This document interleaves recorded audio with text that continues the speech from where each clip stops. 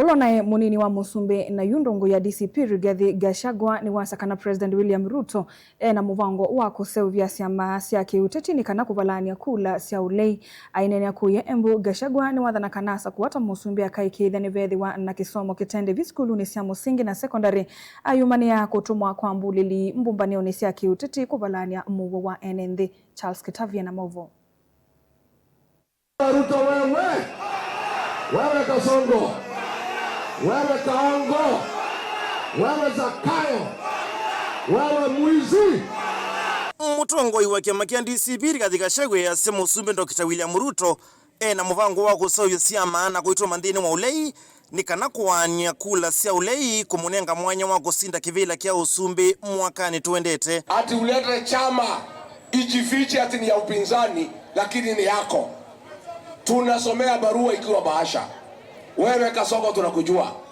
Hizo vyama unalete na unaambia wenye umewatuma kuwapatia pesa ati wajifanye wanapinga wewe na ni uongo. Unajua 1992 Rais Moi alitugawa. Akagawa mlima. Mwai Kibaki akasimama na DP. Akaungwa mkono na watu ya Laikipia, watu ya Njeri, watu ya Embu, watu ya Tharaka Nithi na Meru. Akapata kura milioni 1. Kenneth Matiba akasimama na Ford Asili, akaungwa mkono na watu ya Nakuru, Kiambu, Nairobi na Murang'a, akapata kura milioni 1,400,000. Wakashindwa na Moi. Na kura zao zikiunganishwa zilikuwa mingi kuliko ile ya Moi. Sasa ile alifanya wakati ya Moi ndio Ruto anafanya. Ainene ya kuya Embu Gachagua ya sakuota Musumbi akaikithia kana masomo make wango kia skulu sia musingi na sia secondary nikiamana nikenda manyiwa ni masoma vatema thina. Mimi watu ya Manyata nataka kumwahidi, mkinichagua mwaka ujao ni kuwe rais wa Jamhuri ya Kenya, nitarudisha masomo ya shule ya msingi bila malipo vile ilikuwa wakati ya Rais Mwai Kibaki. Watu wetu nataka mnaomba mnipatie nafasi. Masomo ya shule ya upili, secondary school ikuwe free, watoto wetu wasome.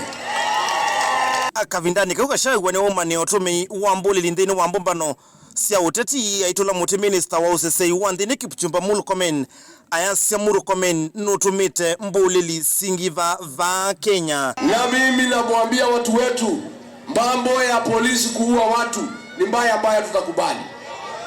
Sisi tunasema wale polisi mliua Gen Z, nikichukua serikali mtakamatwa na kupelekwa kotini, mwende mfungwe kwa sababu mko na damu ya Gen Z. Hii maneno ya goons ya kutengeneza wahuni uache. Leo tukija kutoka Nairobi, wahuni wamefunga highway, wanapora watu mchana na polisi hapa anashughulika. Jana waziri huyu kijana mtukutu anavaa viatu ya milioni 1, anavaa mshipi ya 800,000, anavaa saa ya shilingi milioni 5. Amesema ati wahuni lazima akuweko. Ati wewe ukisikia iko goons, hakuna haja uende pahali iko goons. Kwa hivyo wanamaanisha goons na polisi ni kitu kimoja.